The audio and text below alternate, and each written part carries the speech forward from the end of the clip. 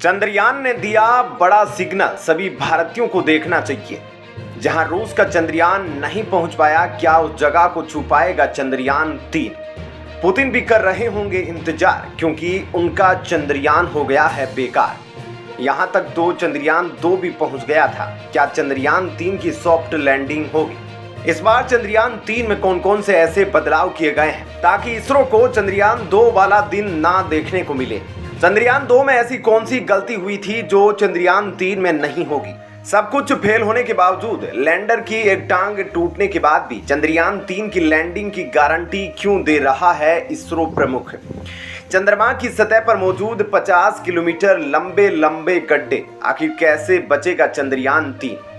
अंतिम 18 में थम जाएगी पूरे देश की सांसें, क्योंकि इसी समय चांद पर भेजे गए ज्यादातर मिशन फेल होते हैं और इसी समय में हमारा चंद्रयान-2 भी फेल हो गया था। चंद्रयान-3 चांद के बिल्कुल करीब पहुंच गया है और अभी अभी कुछ ऐसी तस्वीरें सामने आ रही हैं जो आपको धरती से नहीं दिखती। जी हाँ दोस्तों, चंद्रयान-3 चंद्रमा के दक्षिणी ध्रुव से हाई क्वालिटी फोटो भेजना शुरू कर दिया है, जो आमतौर पर धरती से नहीं देखा जा सकता। धरती से चांद का केवल नॉर्थ पोल ही दिखता है, जिस पर सूरज की किरणें भी पड़ती है, और जो धरती से नहीं दिखता उसे साउथ पोल या डार्क साइड ऑफ मून भी कहा जाता है। इस बार हमारा चंद्रयान-3 चंद्रमा के डार्क साइड से पंगा ले रहा है। चंद्रमा की साउथ पोल पर उतरते समय बिल्कुल भी जल्दबाजी नहीं की जा सकती है, नहीं तो यह हाल लूना 25 जैसा हो जाएगा। लूना 25 वह खरगोश था जो अचानक नींद से जाकर तेजी से भागने लगा और कक्षा बदलने की जल्दबाजी में सीधे चांद से टकरा गया। हालांकि विशेषज्ञ लूना 25 की सफलता की मात्र 50% ही गारंटी दे रहे थे। अभी तक बाकी दुनिया ने चंद्रमा की नॉर्थ पोल पर काफी रिसर्च की है, लेकिन भारत वह पहला देश होगा जो चंद्रमा के दक्षिणी ध्रुव को छुएगा और रहस्य से पर्दा उठा देगा। इसरो के वैज्ञानिकों की धड़कनें बढ़ गई है, क्योंकि चंद्रमा के दक्षिणी इलाके में ही लैंडिंग के वक्त लूना जल्दबाजी करते हुए क्रैश हो गया। दरअसल रूस के स्पेस वैज्ञानिक लूना 25 को भारतीय चंद्रयान से आगे निकालना चाहते थे। इसी कारण उन्होंने लूना का ऑर्बिट बेहद तेजी से बदला, लेकिन इसी बीच लूना चांद पर क्रैश हो गया। इस तरह से रूस का सपना चकनाचूर हो गया।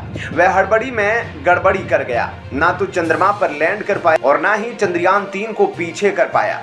पिछली बार चंद्रयान-2 में 5 इंजन होने के कारण जरूरत से ज्यादा थ्रस्ट पैदा हो गई थी, लेकिन इस बार चंद्रयान-3 में मात्र 4 इंजन लगाए गए हैं, जो बेहद आसानी से अपने स्पीड को बैलेंस कर सकेंगे। पिछली बार चंद्रयान-2 पहले ही लैंडिंग करने पहुंच गया, लेकिन लैंडिंग साइट तलाश कर नहीं पाया।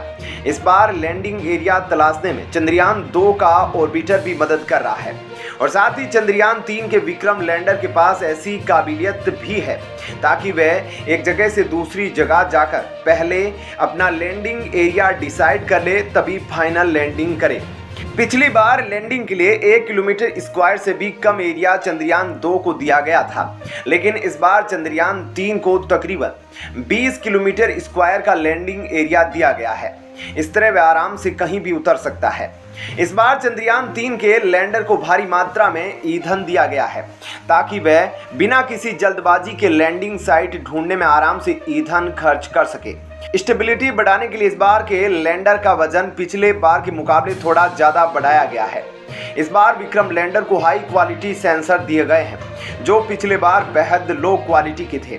ऐसे में विक्रम लैंडर के पास 3 बैकअप प्लान मौजूद है। कुछ लोग तो ऐसा कह रहे हैं कि अगर विक्रम लैंडर का एक टांग भी टूट जाता है फिर भी वह सफलतापूर्वक लैंड करेगा, क्योंकि इस बार विक्रम लैंडर की बेहद कड़ी ट्रेनिंग हुई है, जिसमें उसे कई बार पहाड़ों के ऊपर से तो कभी हेलीकॉप्टर से भी नीचे फेंक कर ट्राई किया गया है।